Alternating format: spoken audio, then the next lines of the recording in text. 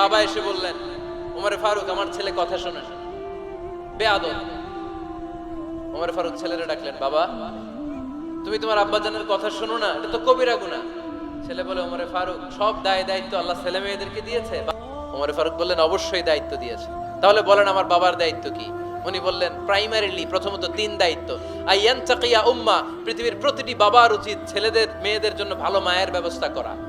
2 নম্বরে আইয়ুহসিনা ইসমা, সুন্দর তার একটা নাম রেখে দেয়া। 3 নাম্বার ইউআল্লিমাহুল কিতাব, তার আল্লাহর কিতাব শিক্ষা দেওয়া। এবার ছেলেকে আমার আব্বা 3টার একটাও করে নাই। এবার ওমর ফারুক রেগে গেলেন, বাবার কাঁধে ধরলেন, বললেন তুই ছেলের জন্য বিচার নিয়ে আসলি, তোর 3টা দায়িত্বের একটাও তুই পালন করিস নাই। ছেলে বলে, আমিরুল মুমিনিন, আমার মা নর্তকী, আমার মা মাজুসি, আমার মায়ের মধ্যে কোনো আদব কাদব নাই। সুন্দরী দেখে আমার মারে বাবা বিয়ে করছে, আমার মায়ের কাছ থেকে জীবনে কিছু শিখি নাই। 2 নাম্বার সাম্মানি খানফাসা, আমার বাবা আমার নাম রেখেছে চামচিকা। কি নাম রাখছে? এটা নাম হইলো একটা, এরকম উল্টাপাল্টা নাম আছে না? নাই না, এগুলো রাখবেন না। আব্দুল্লাহ রাখবেন, আব্দুর রহমান রাখবেন। আর একটা কি বলছি আজকে? হুজাইফা রেখে দিয়েন, পারবেন? ওয়ালাম ইউআল্লিমনি হারফাম মিন কিতাবিল্লাহ, আমিরুল মুমিনিন। শুধু তাই না, আল্লাহর কোরআনের একটা অক্ষর আমার বাবা কোনোদিন আমারে শিক্ষা দেয় নাই। ওমর ফারুক রেগে গেলেন, এবার বাপের কান্দে দইরা মারতে শুরু করলেন। তুই পোলার নামে বিচার নিয়ে আইছিস, তোরে মার দিমু আগে। এরকম নেতার দরকার আছে না নাই? মদিনায় এক লোক তার বউরে রাগের চোটে 100 তালাক দিয়ে ফেলছে। কয় তালাক দেয়ার নিয়ম কয়টা? দিছে কয়টা? এবার স্ত্রী কাঁদতে কাঁদতে এসে বলে, আমিরুল মুমিনিন দেখেন, আমার স্বামী আমারে রেগে মেগে 100 তালাক দিছে। ওমর ফারুক বললেন, দইরা নিয়ে আয় এটারে। নিয়ে আসা হলো। ওমর ফারুক বললেন, কয়টা তালাক দিয়েছো? কয় 100টা। কেন দিছো? কয় মাথা গরম আছিল। এরকম আছে না? তালাক দেওয়ার সময় সব তালাক, তুই তালাক, তোর মা তালাক, তোর বোন তালাক, সব তালাক। তালাক দিবে ওয়াইফ রে, দিতেছে সবাই রে। ওমর ফারুক বললেন, দিবে 3টা, 100টা দিলা কেন? কয় মেজাজ গরম ছিল। কয় দাঁড়া, আত-তালাকু মিন শাআইরিল্লাহ, তালাক হচ্ছে আল্লাহর দেয়া বিধানের একটা নিদর্শন। এটা নিয়ে তুই খামখেয়ালি করলি। আমার রায় শোন, আমার রায় হচ্ছে 3 তালাকে তোর বউ তালাক, বাকি 97 তালাক তোর পিঠের উপরে পড়বে। এরকম বিচারের দরকার আছে না নাই? এরকম দৃষ্টান্তমূলক বিচার যদি বাংলার জমিনে দেয়া হতো, আর কোন নারী ধর্ষিতা হতো, আর কোন নারীকে অ্যাসিড মারা হতো, আর কোন নারী যৌতুকের জন্য কান্না করত? একটা অমল লাগবে, বেশি না। কয়টা লাগবে? তিনি গভর্নর সিস্টেম চালু করেছিলেন, governor system, Islamic state. Bahrain, Yemen, মিসর, কুফা, বসরা, মক্কা, মদিনা, এই 7 জায়গায় 7 জন গভর্নর পাঠিয়েছেন। তাদের থেকে তথ্য নিতেন। এই গভর্নর সিস্টেম উনি বানিয়েছেন। সাইয়েদনা আমর ইবনে আল-আস রাদিয়াল্লাহু তাআলা আনহুকে পাঠিয়েছেন মিশরে। মিশরে একটা দৌড় প্রতিযোগিতা হতো। ওই দৌড় প্রতিযোগিতায় আমর ইবনে আল-আস রাদিয়াল্লাহু তাআলা আনহুর ছেলে অংশগ্রহণ করেছে, কিন্তু এক মিশরি ওই দৌড় প্রতিযোগিতায় চ্যাম্পিয়ন হয়ে গেছে। রানার্স আপ হয়েছে আমর ইবনে আল-আসের ছেলে। এবার মিশরি ফার্স্ট আর গভর্নরের ছেলে সেকেন্ড। রাগের চোটে আমর ইবনে আল-আসের ছেলে ওই মিশরির মাথার মধ্যে কয়েকটা বাড়ি মেরেছে। মিশরি বলে, আমার মাল্লা কেন? তুমি খেলায় পারো না, আমারে মাল্লা কেন?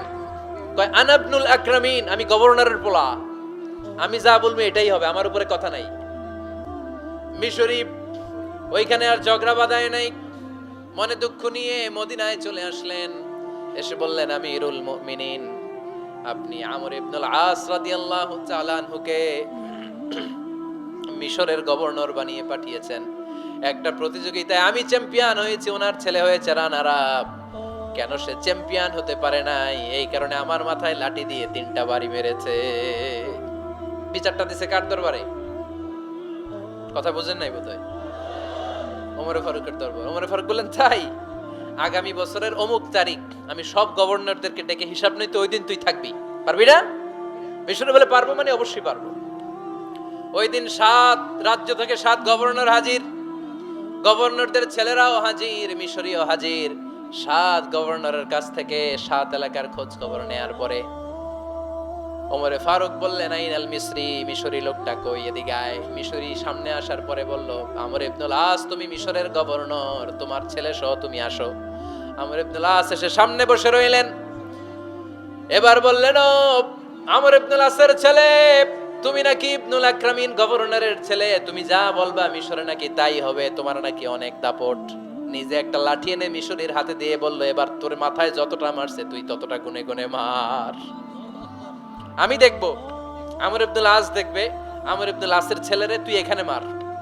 সে বলতেছে, থাক, আপনি বলছেন এতেই যথেষ্ট, মারা লাগবে না, আমি মাফ করে দিলাম। ওমরে ফারুক বলল, খবরদার, মার, মার ওর মাথার মধ্যে। মিশরি ওমরে ফারুকের ধমক শুনে ভয়ে ভয়ে 3টা বাড়ি মারল। এই বাড়ি মারা দেখেও ওমরে ফারুকের হৃদয় ঠান্ডা হয় নাই।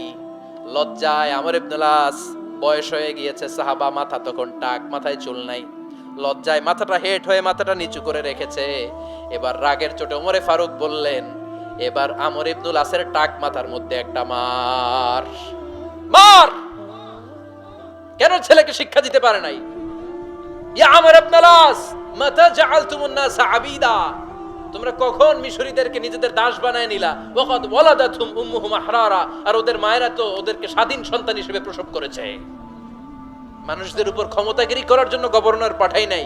খবরদার, জনগণ, তাদেরকে দেখভাল করার জন্য তোমাদেরকে পাঠানো হয়েছে, তাদের উপর কোনো অত্যাচার করার জন্য নয়। চিল্লায় বলেন ঠিক কিনা? এরকম নেতা কয়টা লাগবে? কয়টা? ওই নেতার নাম কি? ওমর। হা হুয়া ইয়াতি ওমর। 22 জায়গায় বিশ্বনবী কয় একটা, ওমরে ফারুক বলে আরেকটা। আল্লাহ বলে, বিশ্বনবী, আপনার পক্ষে আমি আয়াত নাজিল করতে পারলাম না, আমি ওমরের পক্ষে নাজিল করে দিলাম। বিশ্বনবী বলতেন, ইন্নালি কুল্লি উম্মাতিন মুহাদ্দাস, সব উম্মতের মধ্যে, সব নবীদের উম্মতের মধ্য থেকে একজন করে আল্লাহ তাকে মুহাদ্দিস বানাতো। মুহাদ্দিস না, মুহাদ্দাস। মুহাদ্দাস মানে এমন লোক যিনি যা ভাবতো ওই ভাবনাটাই আল্লাহ আয়াত হিসেবে নাজিল করে দিতেন। বিশ্বনবী বলেন, আমার উম্মতের মধ্যে মুহাদ্দাস হচ্ছে সাইয়েদনা